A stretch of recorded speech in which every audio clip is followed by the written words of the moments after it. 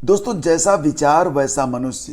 तो जो कुछ भी आप सोचते हैं बिल्कुल वैसे ही बन जाते हैं। जब आप देने वाला बनना चाहते हैं तो आपके पास इतनी चीजें प्रकृति खुद ही भेज देती है कि आप दे सकें। और जो लोग सिर्फ लेने वाला बनना चाहते हैं उनके लिए भी जुगाड़ है। मतलब उनके हाथ प्रकृति हमेशा खाली कर देती है ताकि वो दीनहीन बने रहें। तो सब कुछ आपके विचारों पर है। Everything is your mind.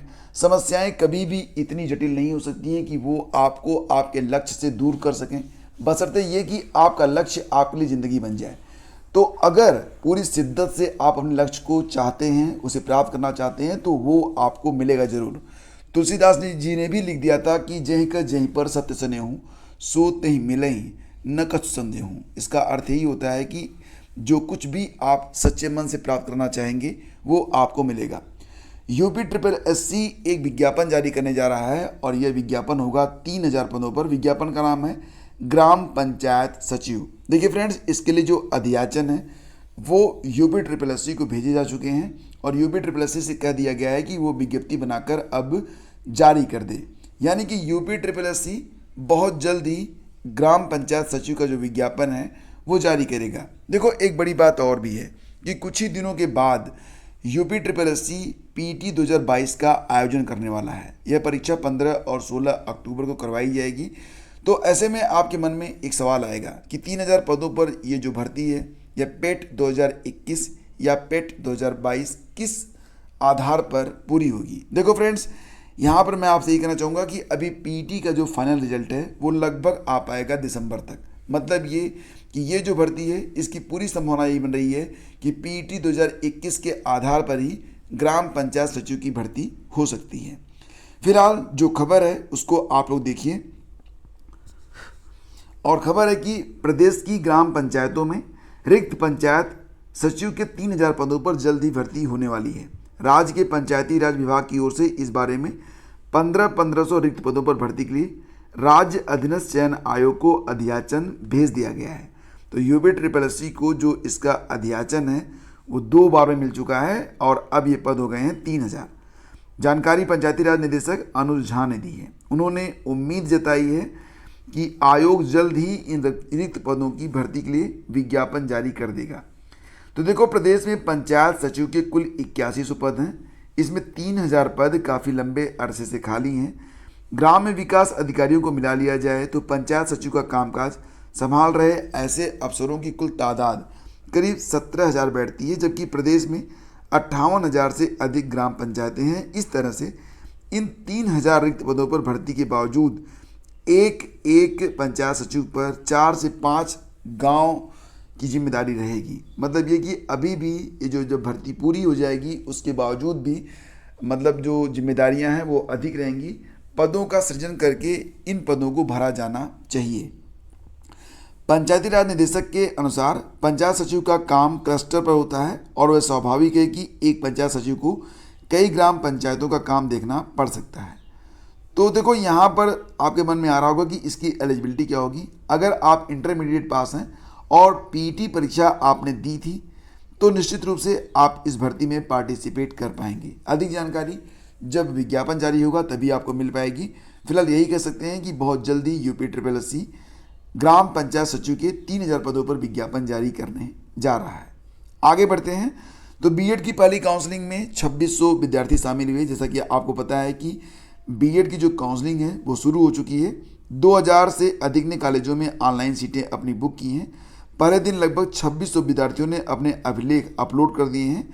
तो नेट की गति धीमी होने के कारण विद्यार्थियों को अभिलेख अपलोड करने में दिक्कतें जरूर आईं, लेकिन अन्य तकनीकी बाधाएं नज़र नहीं आईं। तो पूर्वाह्न 11 बजे तक प्रदेश भर के 500 विद्यार्थियों ने काउंसलिंग में हिस्सा लिया और अपने अपने जो अंकपत्र, सर्टिफिकेट, फ़ोटो, बैंक पासबुक आदि उन्होंने अपलोड किया। इसके बाद विद्यार्थियों की संख्या बढ़ती गई। तो इस प्रकार से जो काउंसलिंग की प्रक्रिया है शुरू हो चुकी है।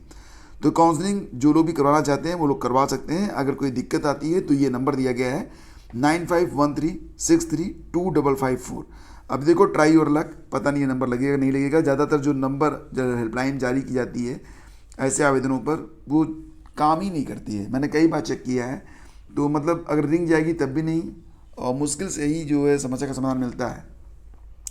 एनीवे देखिए, OMR सीट पर परीक्षा देंगे 10वीं के छात्र। तो इस बार जब 10वीं की परीक्षा होगी तो ये परीक्षा दो तरीके से होगी। लिखित परीक्षा तो लिखित तरीके से होगी, लेकिन जो उसमें MCQs आते हैं, ऑप्शनल क्वेश्चंस आते हैं, उसके लिए जो परीक्षा होगी वो OMR सीट पर होगी। मूल्यांकन दो तरीके से होगा, मशीन से होगा, OMR सीट की का मूल्यांकन मशीन से होगा, और लिखित परीक्षा का मूल्यांकन तो लिखित तरीके से किया ही जाएगा। तो इस प्रकार से कंप्यूटर और मैनुअल दो तरीके से कापियाँ जांची जाएंगी इस बार यूपी बोर्ड की। तो पूरी तैयारी करवा ली गई है। 10वीं के छात्र छात्राओं को सामान्य उत्तर पुस्तिका के साथ ही OMR सीट भी मिलेगी, और जो MCQs रहेंगे उसका उत्तर आपको जो है OMR सीट पर ही लिखना होगा। तो ये बात ध्यान रखिएगा कि प्रश्न पत्र के लगभग 30% यानी कि 20 अंक का प्रथम भाग बहुविकल्पी होगा। इसका उत्तर OMR सीट पर होगा, और जो 50 नंबर का दूसरा पार्ट होगा उसको जो है पारंपरिक कॉपी पर आपको लिखना पड़ेगा। तो ये विधि रहेगी इस बार। तो काफ़ी बड़ा चेंज है, तो अच्छी बात है। नकल माफिया KL पटेल की 10 करोड़ की संपत्ति कुर्क, वाकई एक बहुत बड़ी कार्रवाई है, और इस कार्रवाई को एक नज़ीर बनाना चाहिए। प्रयागराज के मामफोड़गंज स्थित 2 मकानों पर की गई कार्रवाई। तो पूरी खबर जो है ये उन लोगों को निश्चित रूप से राहत पहुंचाएगी जो लोग नकल माफियाओं के चलते अभी तक अपनी मंजिल को प्राप्त नहीं कर सके हैं, और ऐसी प्रतिभाएं जो दिन रात प्रयास में रहती हैं कि काश उनको भी एक गवर्नमेंट जॉब मिल जाए। लेकिन ऐसे लोग जो कि हक मारते हैं अभ्यर्थियों का, इन लोगों के खिलाफ ये जो कार्रवाई हुई है, तो इसके बारे में एक बार जानना चाहिए कि क्या हुआ। अंतर्राज्यीय नकल माफिया KL पटेल की 10 करोड़ की संपत्ति शुक्रवार को कुर्क कर दी गई। अब ये तस्वीर आप यहाँ पर देख सकते हैं। पुलिस ने मामफोड़गंज स्थित उसके 2 मकानों को गैंगस्टर एक्ट के तहत कुर्क किया है। भारी पुलिस बल की मौजूदगी में यह कार्रवाई की गई। पटेल पर 69,000 शिक्षक भर्ती समेत अन्य प्रतियोगी परीक्षाओं में सेंधमारी का आरोप है। पुलिस दोपहर में 2 बजे के करीब KL पटेल के मामफोड़गंज स्थित मकान पर पहुंची। इसके बाद डुगडुगी बजवाई गई, फिर दोनों मकान कुर्क कर दिए गए। पुलिस ने बताया कि इनमें से एक मकान KL पटेल के, जबकि दूसरा मकान उसके व उसके भाई नंदलाल पटेल के नाम से था। जांच में यह बात सामने आई थी कि KL पटेल ने इन दोनों मकानों को खरीदा था। मकानों की कुर्क करने के बाद इनके बाहर कार्रवाई से संबंधित नोटिस युक्त बोर्ड भी लगवा दिया गया। इस दौरान SP सिटी और सिकुटी थाने की जो फोर्स थी वो मौजूद रही। तो एक मकान की कीमत 7.5, दूसरे की 2.5 करोड़ है। तो व्यापम घोटाले में भी नाम आया था। कुख्यात पटेल कुख्यात नकल माफिया है, और 69,000 शिक्षक भर्ती, रेलवे ग्रुप D भर्ती, लेखपाल भर्ती समेत कई परीक्षाओं में धांधली में नाम इसका आ चुका है। मध्य प्रदेश के व्यापम घोटाले में भी उसका नाम आया था। तो काफ़ी तगड़ा लिंक है, तो काफ़ी तगड़ी कार्रवाई भी होनी चाहिए। चलो आगे बढ़ते हैं। और 5G देश में आज से तेज़ गति इंटरनेट का नया युग। तो प्रधानमंत्री मोदी करेंगे नई सेवा का आज आगाज।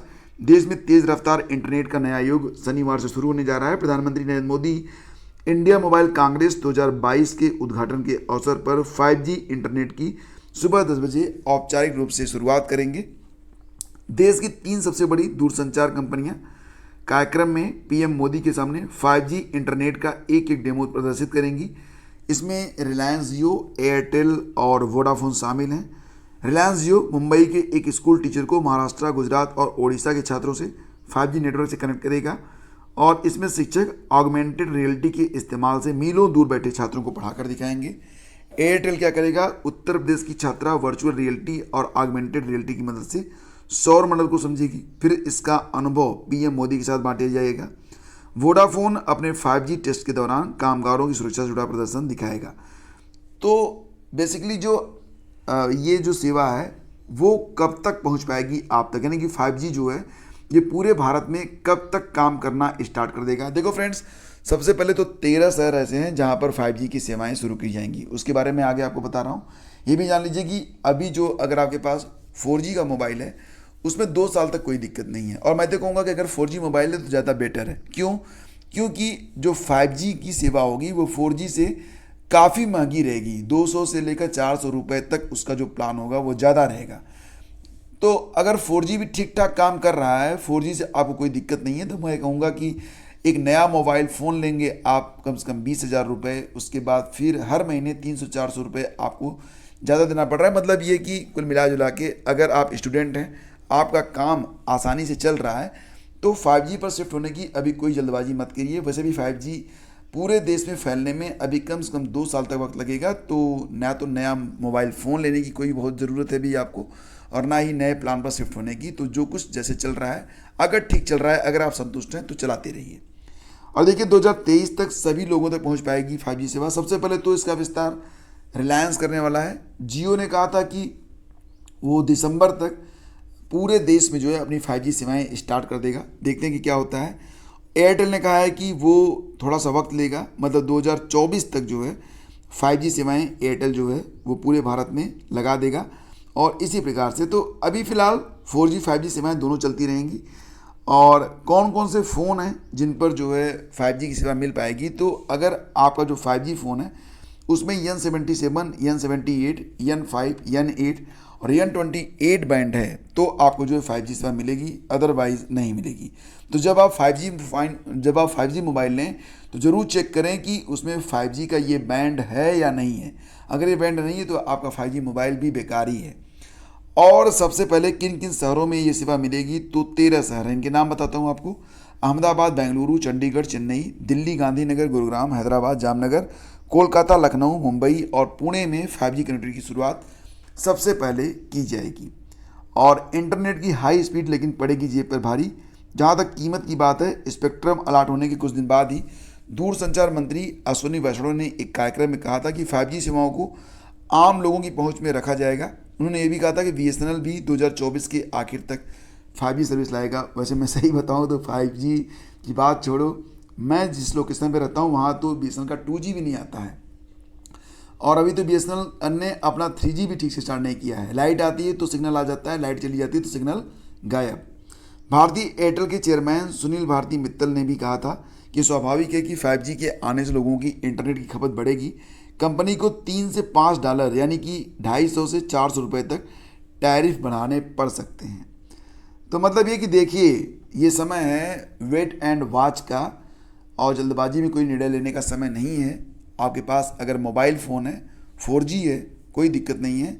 बस आप अगर उससे संतुष्ट हैं, कोई प्रॉब्लम नहीं है, तो चलाते रहिए, देखते रहिए क्या क्या होता है। उसके बाद जब ज़रूरत पड़ेगी तो कर लिया जाएगा। और देखो, UPSSC PT परीक्षा के लिए भारतीय राज्य व्यवस्था, जो कि एक इम्पॉर्टेंट पाठ्यक्रम है आपके PT परीक्षा के लिए, तो उस पर आधारित 100 प्रश्नों को अपलोड कर दिया गया है। इसको आप लोग जरूर वॉच कीजिएगा, लिंक वीडियो के डिस्क्रिप्शन में है। वैसे ये वीडियो कल शाम को ही अपलोड किया गया था। 2 वीडियो आपको मिलते हैं प्रतिदिन, एक अर्ली मॉर्निंग सुबह 5 बजे और एक जो है 6 बजे तक शाम तक। तो 2 वीडियोज़ प्रतिदिन आपको मिलते हैं UPSSC पेट परीक्षा के लिए, बिल्कुल टू दी पॉइंट। और इसमें प्रश्नों की संख्या कितनी रहती है ये तो आप खुद ही देखिए। शानदार आपकी तैयारी करवाई जा रही है, तो करते रहिए आप लोग। और हाँ, वीडियो को लाइक और शेयर आप लोग जरूर किया करें। आज सुबह का जो मॉर्निंग डोज है UPSSC पेट परीक्षा के लिए, उसमें हमने हिंदी के लगभग 35 प्रश्नों को रखा है। सेलेक्टेड MCQs हैं, बहुत सारे प्रश्न तो ऐसे हैं जो कि पहली बार आप देख रहे होंगे। तो जाकर अभी लगाइए, क्योंकि ये प्रश्न एग्ज़ाम के लिए बहुत ही इंपॉर्टेंट हैं। अपनी तैयारी को अच्छे से करते रहिए। और हाँ, वीडियो को लाइक और शेयर किया करो भाई। बहुत बहुत धन्यवाद, thank you so much, have a great day, जय हिंद।